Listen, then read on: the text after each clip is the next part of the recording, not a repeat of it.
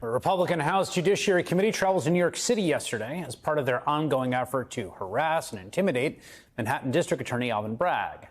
The event was part of a propaganda campaign that's been run by the Republican Party, its allies, and right-wing media, which attempts to paint big American cities as crime-ridden war zones where violent criminals run free and the police have all been defunded.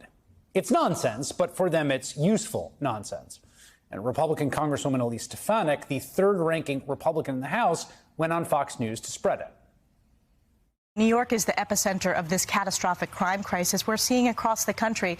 And New Yorkers know this is a direct result of failed far-left Democrat policies. You cannot open the newspaper every single day in New York and not see more coverage of heinous crimes. This impacts real people and real families. It's part of the reasons why people no longer feel safe and secure. Chuck Schumer should have spoken out against the defund the police movement, including in New York City, where the city council advocated for defunding the police, where leading Democrats nationally are the leaders of the defund the police movement.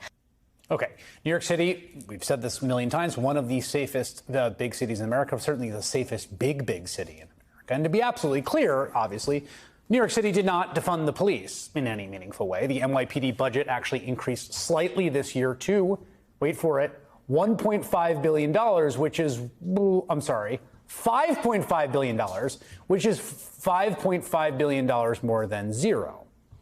Oh, also, New York's mayor is a former police officer. You may have seen this written about. He pushes a very pro-law enforcement platform. Also, shootings in New York City are down more than 26% year over year. That's really impressive and welcome and great. Homicide is down more than 11% this year. The facts don't matter here for Elise Stefanik, of course, because there's something so cynical and gross about the crime discourse that she and Fox engage in this country. You know, the most serious type of crime in this country is gun violence. Our gun violence epidemic is something no other wealthy country has. Most of the states with the worst rates of gun deaths are ones where Republicans control the state government. But when the right talks about crime in this country, they tend to focus obsessively on visible examples of what you might call urban disorder, rarely bringing up the type of horrifying incident we saw in Alabama over the weekend. Small southern town, Dadeville. 32 people were injured, 4 were killed when a mass shooting broke out at a Sweet 16 party on Saturday night. You don't see them going down to Dadeville, talking about how Dadeville is an example of all that's wrong with America. They're not going to grandstand about crime there, rail against the Democrats. It doesn't work politically for them. But it hits even closer to home than that, because over the weekend, there was a truly heartbreaking incident out of Washington County, New York. Now, Washington County happens to be in the district of none other than Elise Stefanik. And there, a 20-year-old woman named Kaylin Gillis was part of a group driving to a friend's house when they did what many of us have done, I'm sure, dozens of times in our life, and pulled into the wrong driveway. As they tried to turn the car around, the 65-year-old owner of the house reportedly opened fire on the car, killing Gillis. Somehow that didn't come up when Elise Stefanik was on Fox.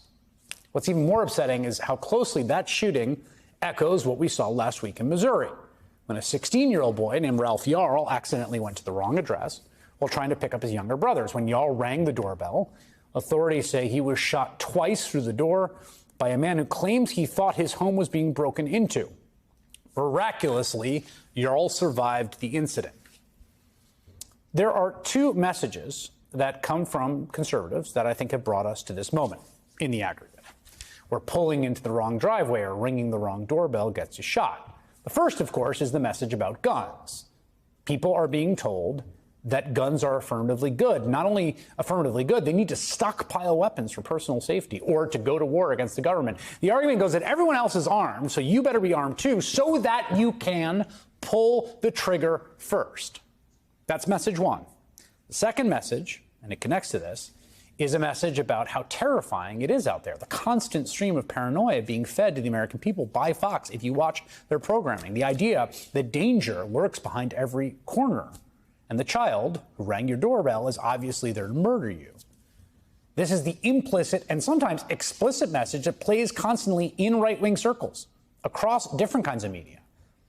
At the same time, the Republican Party pretends to decry gun crimes, but only under the conditions that fit their narrative. In reality, the propaganda that they're spewing about guns and crime are going to make violence worse.